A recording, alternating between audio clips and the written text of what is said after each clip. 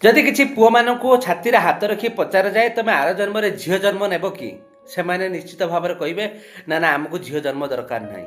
ଯଦି ସେଇ କ୍ୱେଶ୍ଚନ କିଛି ଝିଅମାନଙ୍କୁ ପଚରାଯାଏ ସେମାନେ ନିଶ୍ଚିତ ଭାବରେ ହାତ ଟେକି ଟେକି କହିବେ ହଁ ହଁ ଆମକୁ ପୁଅ ଜନ୍ମ ଦରକାର। ଏକଥା କାହିଁକି ହୁଏ? କାହିଁକି ଝିଅମାନେ ଆଜି ବି ଆମ ଭାରତ ବର୍ଷରେ ସୁରକ୍ଷିତ ନୁହନ୍ତି? ଝିଅମାନେ ପୁଅ ଭଳିଆ ଇକ୍ୱାଲ କାହିଁକି ନୁହନ୍ତି?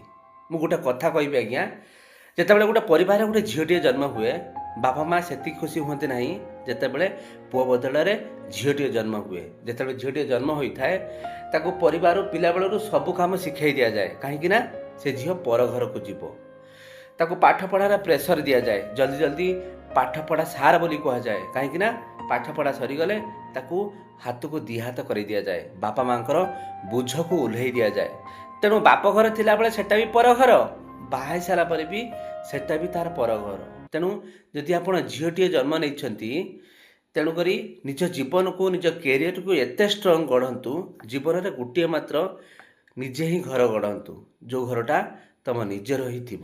କଥାଟି ଠିକ୍ କି ଭୁଲ ମୋତେ କମେଣ୍ଟରେ ଜଣାଇବେ।